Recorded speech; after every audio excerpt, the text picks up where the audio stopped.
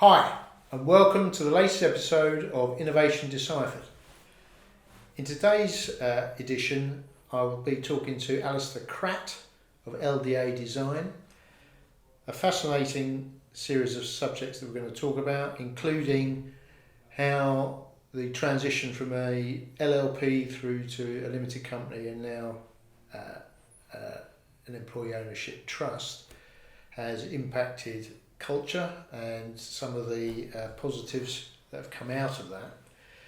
We'll also talk to Alistair about his role in the peer review of public infrastructure projects and how siloed thinking perhaps leads to imperfect outcomes, and his advocacy of collaborative ways of working.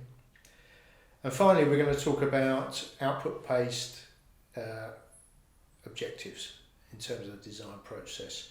And I think you'll see through all of that how client focused the culture is at LDA. So I hope you enjoy this episode.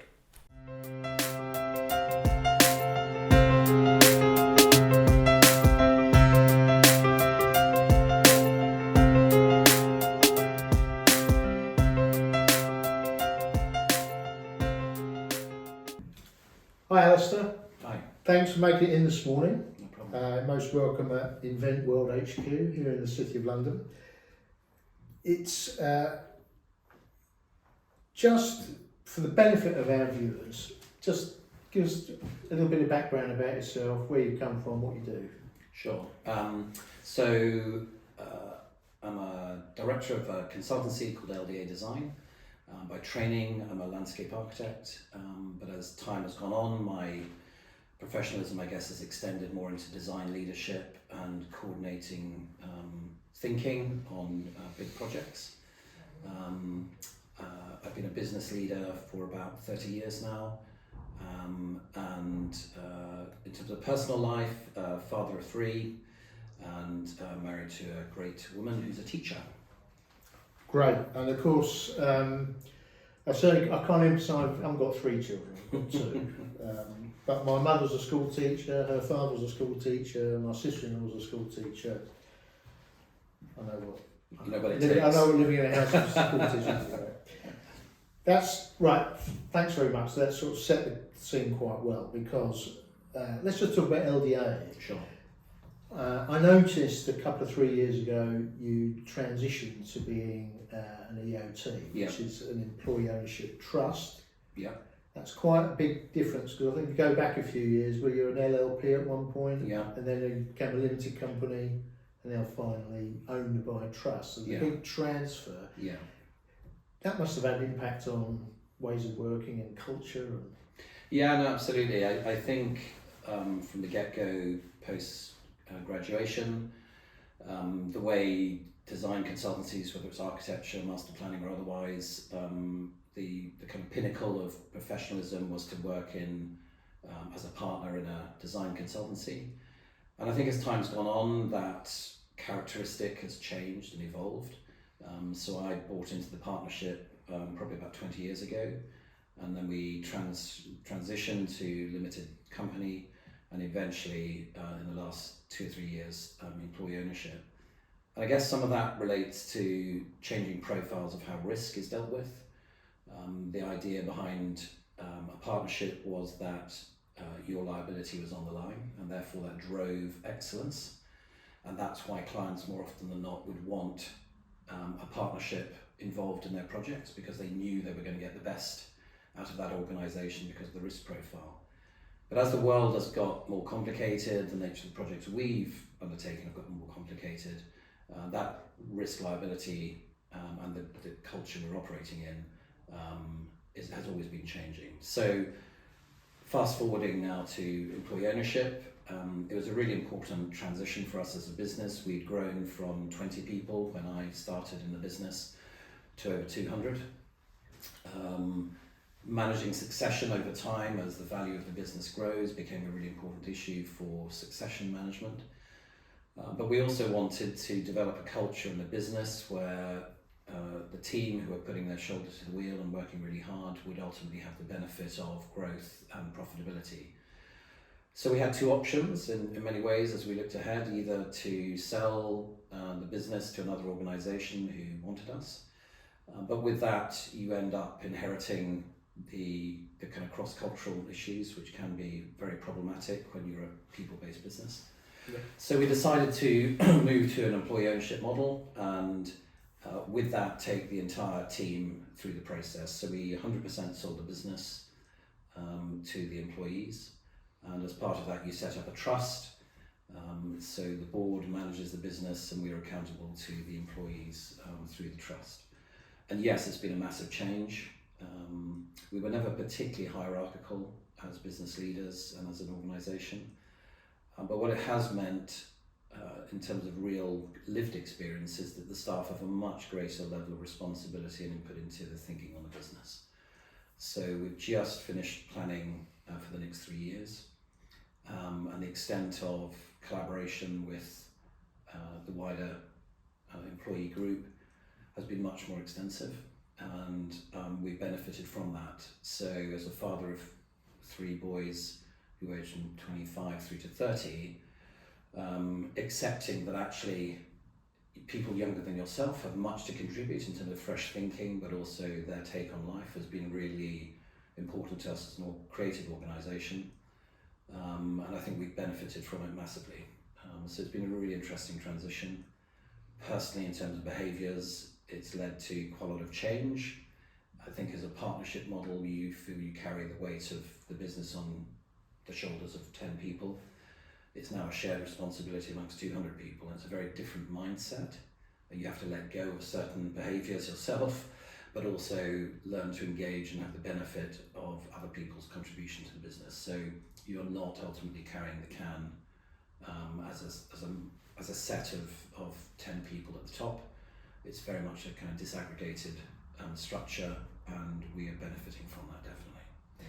When you say you're benefiting from it, is that in terms of sort of business outputs, growth, either increasing or maintaining the margins and things of that nature, or is it more on the sort of social construct within the business? Yeah, I think it's probably a bit of both. I think inevitably there are important discussions we have as more senior people in the business, and there is still a very strong mentoring culture. We all have a lot to learn from each other. So, time served can be a really important part of the quality of the advice you give to your clients as consultants, whether that's planning, environmental impact assessment, master planning, design, whatever service we're offering. So experience does a lot to that. But I think probably more the inflection around ways of working. Post-COVID, we certainly felt that we had to establish a more flexible working protocol. If you want to secure best talent, you need to make sure you can plug into people's lifestyles and the patterns of working, particularly more often than not if there are 2 people married or in partnership, more often than not both parties are working, and if they have children or other lifestyle commitments, then you need to be able to provide that flexibility to allow that to happen.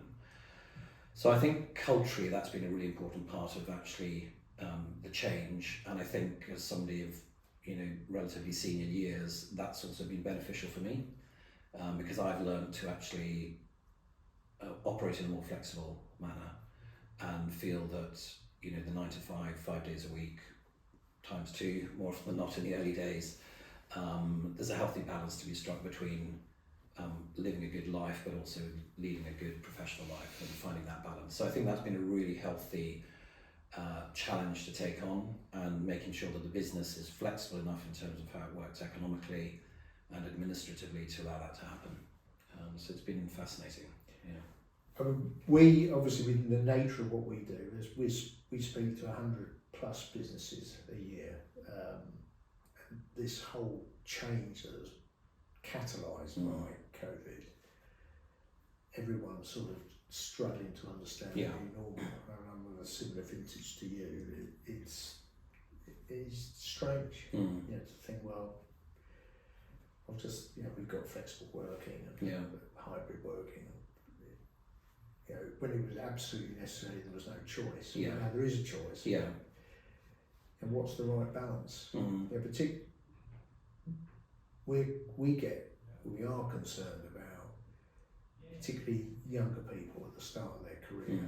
It seems so alien compared with what you and I experienced. Yeah, I think it was always a risk that, you know, the kind of office at the bottom of the garden for the older team members was always the nice option, and I have a really nice office at the bottom of the garden. But I think post-COVID, absolutely, you know, shared mind on that particularly for those who are younger in their career, the importance of collaborative working in the office environment. Some of that is unintentional, and it happens as a result of, you know, how a studio or an office works. We've been very mindful of that. So I think we have levels of flexibility. So we have an expectation that the staff are in 2 or 3 days a week. I would say the younger office studios probably have a higher level of attendance. So our London studio, by example, is probably characterised by greater numbers of younger people who live in London, and the way that evidences itself is by them coming in and working in the studio more. In fact, London office was the first one to take the handbrake off in COVID because people are living in relatively tight accommodation in urban areas. Their kitchen becomes their workplace. There isn't a separate room to have a studio. So no matter what IT you have, you need to provide that. So it's been a really important part of understanding that and making sure that people's career path and their sense of being part of an organisation is tangible. And that's a really important part of culture as well. That's been a really fascinating insight into how culture changes and evolves depending on the ownership structure and the ownership type. Another interesting aspect to what you do now, Alistair, is you do lots of peer reviews of other projects. Can you give me some insights into, you know, general observations about what you find and your thoughts on how things could perhaps be improved? Sure. I think as time goes on, the learnt experiences around how people work become more and more important, because ultimately the industry I'm in, to a degree the industry you're in, are essentially people-based organisations, and the projects are only delivered through people. Technology supports that, but ultimately projects going through the planning system, consenting process, ultimately delivery on the ground, or policy that influences how communities develop or things change nationally. It's ultimately all about people and community. I think often that gets forgotten about, and there are established processes or behaviours that establish themselves, particularly on larger scale projects, where siloed thinking can be a characteristic. So I think quite regularly within peer review processes we identify that there is siloing going on, and it's actually the spaces between the silos where actually the join up happens. And that's often where the problems with projects lie. So projects need to start well at the beginning, and too often they start too quickly. The foundation and the framework is not in place, and it's all hands to the pump to move ahead. But I think more often than not, where those projects are hoping to go in terms of outcomes aren't clearly defined at the beginning, so the process from start to finish isn't mapped, and then people get lost. Are you referring to where you say they start too early? Is that the sort of business case, the rationale for doing the project isn't clearly defined? Absolutely. Certainly for the big infrastructure projects, that's often the way, that there is a business case, but actually that business case isn't necessarily carried through the project process as a health check as you go. And obviously the context sometimes of those projects changes through their lifespan, and particularly some of the big projects I work on are 10 or 15 years in the making, even before they hit the ground for construction. The context within which they operate changes. Some clients are expert at managing that and managing their teams to make sure there is that continuity and the context they operate in is clearly understood, and as it changes, it's understood. And there are other projects, and particularly probably when we get involved in peer review, where that can be a real problem. Things have evolved, but the team hasn't been kept abreast of that, and the behaviours and the outcomes that are being sought haven't been altered to accommodate. Typically, at what stage do you get involved in a peer review? Sometimes too late. Yeah. Because I think human behaviour being what it is, and I say this of myself, I'm sure you're the same, that sometimes we don't actually know what's missing until it hits us between the eyes. So sometimes it is just too late, and there are ways to address that. But I think, and again, it's really through the EO culture as much as anything, that we have much to learn from each other. There are specialisms, but actually ultimately, when specialisms come together in the aggregate to produce something wonderful as an outcome, that requires huge levels of communication and interdependency and acceptance of interdependency. And actually, there is no single leader often on these big projects. It's the combination of leadership that leads to the outcome. So often too late, or it's so late that it makes the corrective measures more difficult to achieve. But I think much of it comes down to an acceptance that things have changed. How do we address it positively? Move into an environment where we can work collaboratively with an existing team, and or the advice we give, so that it's not clearing out the old to bring in the new, but actually how you work collaboratively with a team in the main who could be really excellent, but just needs some support to get to that point. And we've had the same on big projects where we've been consultants involved, and we get involved in peer review, and we have to accept that we're all learners in the process as we move through these projects. Because I mean, collaborative behaviour or sort of collaborative strategies, they started to develop, I'm trying to think now, 15 years ago. I remember the British standards started, well, it was an open thing before, there was a British standard was developed, now it's an ISO, I think it's 14002, isn't it, the collaborative. Yeah.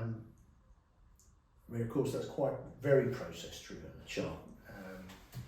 But really, a lot of it is mindset, isn't it? Yeah, absolutely. How you've been conditioned. Yeah, and you can't legislate for it. You can write everything down, but the reality is, what's the lived experience?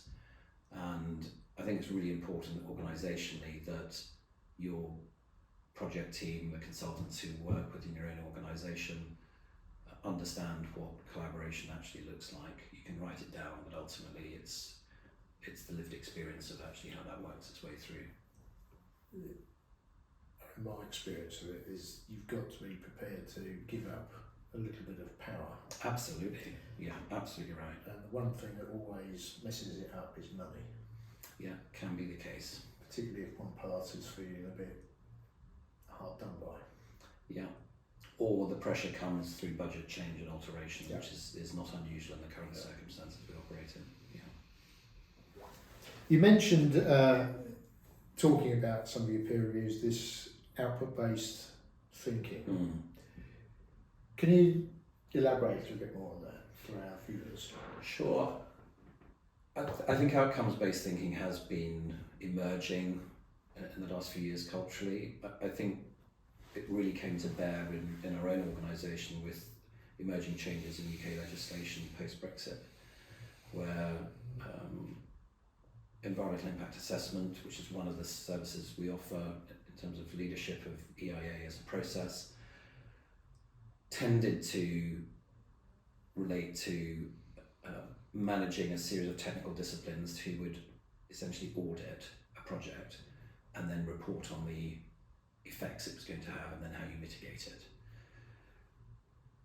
As best practice, to end up putting sticky plasters over bits that didn't really work as mitigation at the end of the process, rather than actually iterate the solution to make sure that mitigation, to the extent it was required, was embedded within the project, so by the time you get to the end you can report on a good outcome. The early stages of environmental impact assessment thinking was unfortunately the former strategy. You write about something that's already predetermined in many ways. So as a business, we've been working really hard in that area, advising government and best practice on that type of thinking I think as a result, what's happened, certainly to date, subject to how new government takes a view on it, the English or the UK interpretation of European legislation in environmental impact assessment is heading much more towards outcomes-based thinking. And essentially, what that does and should operate for all design projects is to know where you want to get to and move towards that goal and that outcome, and make sure the process you go through, how you collaborate with people, work with communities who may be affected, you actually move towards the outcome you're seeking to deliver, rather than finding yourself somewhere where you never intended to be. So it's a very intentional strategy to define what the outcomes are, whether that's good design, minimising impact on communities, positive impact on the environment through some matrices or otherwise, how you identify social value outcomes, benefits to society. But it's knowing where you're heading to and making sure your process supports that outcome, rather than finding yourself at the end not delivering something that actually anybody wants, or is not delivering something that's sufficiently good. And I think that is part of the societal expectation, which again, going back to our EO culture, is a really important thing. You start the journey knowing where you want to go, and I think culturally now, certainly for the younger generation, many of whom work for our organisation, are a lot clearer about understanding the importance of vision, objectives and principles, and how that impacts business, and for us also how that impacts the projects we work on. So in terms of your philosophy around output-based thinking, what are the hurdles you have to overcome on a particular project? Is it you need a client who's got there's either the same philosophy, or that you can sell that philosophy to, as well as the other stakeholders, and obviously your own team? Sure. You've got the biggest impact on your own team. Yes. Obviously. Yeah. But how do you find the interaction with the client and the other stakeholders when you apply this philosophy? I think we're at the stage culturally in business where, to the extent that legislation or good practice directs you towards that, that's obviously helpful for those clients who perhaps haven't got there yet. But certainly for the type of projects I'm working on, which generally speaking are large, complex infrastructure projects, there is an acceptance increasingly that the outcomes are really important. So in the main, we are increasingly working with what we would term intelligent clients who understand what they're trying to deliver, the mechanisms by which those outcomes are delivered is then down to the nature of the advice that you give. It's really important from our own team's perspective that they're open to listen before they give advice, and that the advice we give is proportionate and also appropriate to clients, and that really is as much understanding of what's in the client's head corporately and individually, but we're all on a journey on these projects of duration, and that journey has to be walked over time, and that requires confidence in each other because there will be pressure points, and we always try and put ourselves in the place of clients to think, okay, well, what is that sleep at night factor for them? Where are they worrying? Is it anything to do with us? What is our process to give them the confidence that, to the extent we are in control of certain outcomes on their behalf, that they can rest easy knowing that they're in safe hands to do that, and that they've got a working relationship with the team that they can rely upon, and know that they can pick up the phone and make sure that everything is under control, and if it's not under control, we're prepared to listen and find out where their concerns are. So it's very much a two-way dynamic, but these projects are, clients are part of team, and that's our mindset. Alistair, on that note, the final note, I think it sums up everything we talked about today, is that LDA is amazingly customer focused, and really, really interesting to hear. Thank you very much for coming in. Pleasure. And to all of our viewers, I hope you've enjoyed that episode. Goodbye, and see you on the next one.